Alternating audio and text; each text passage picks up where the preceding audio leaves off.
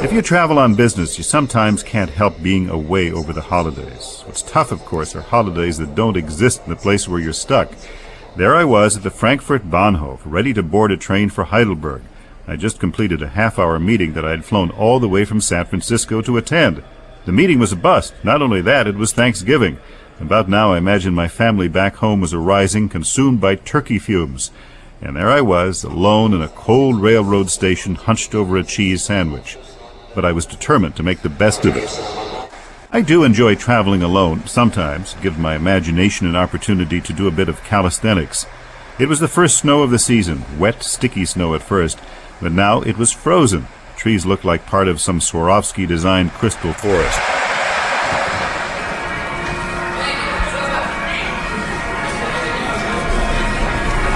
I arrive in Heidelberg early evening. You ask for whom the bell tolls? Not for me. It happens every evening, enthusiastically.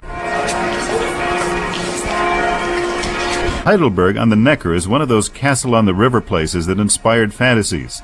Goethe, Victor Hugo, Mark Twain, Schumann, Brahms all put Heidelberg into words and music. It's also the setting for Sigmund Romberg's The Student Prince. Remember the song Student Life? It's as merry as a drum and fife? Yeah, right. And more on that later.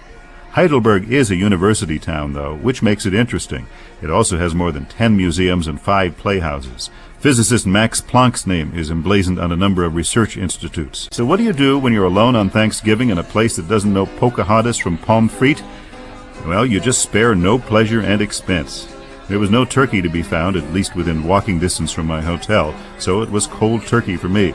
But I found a place that captured the essence of Heidelberg. I found a restaurant with a blazing hearth and deer heads and powder horns on the wall. It's the kind of place you halfway expect a huntsman to burst through the door holding a fistful of pheasants. As I watched the snow fall, I gorged myself on venison. So what is this student life all about? After dinner, I wandered out into the snow to find out. Heidelberg has some classic student bars. Some date back to the 1700s. There's quite a lot of binging here, even historically. Heidelberg Castle, which sits above the river, was plumbed for wine. Wine poured from spigots in the wall. I settled for Soom Seppel, a funky student hangout if I've ever seen one, with a stuffed body hanging from the ceiling and lots of other adolescent junk. There is an old open-faced piano with a music book that looks like a hymnal. At first I loved the place. A bunch of people getting totally out of hand, singing songs I didn't understand.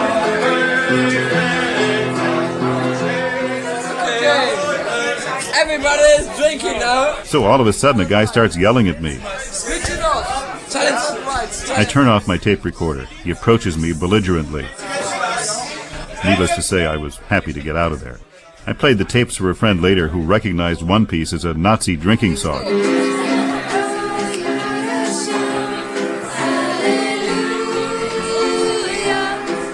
Next door, at a place which translated means the Red Ox, the ambience was quite different. This is more of a touristy place, charming in its own right, with memorabilia from all over the world, even a plaque of some sort from Cornell University. I stumbled into a party for a graduating class of Lufthansa flight attendants, who were as pleasant as the music was bland.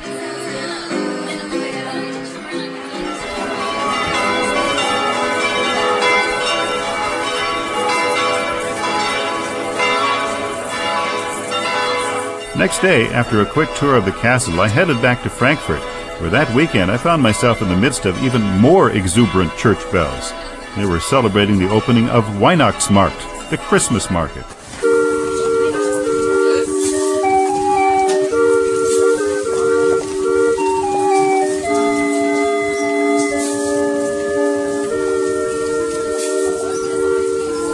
A guy in a Santa suit stood in the main plaza playing the hurdy-gurdy.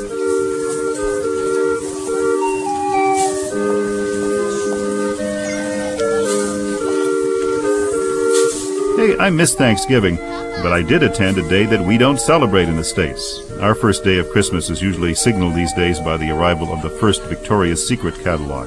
Here you warm up with a mug of hot apple cider and listen to choirs sing.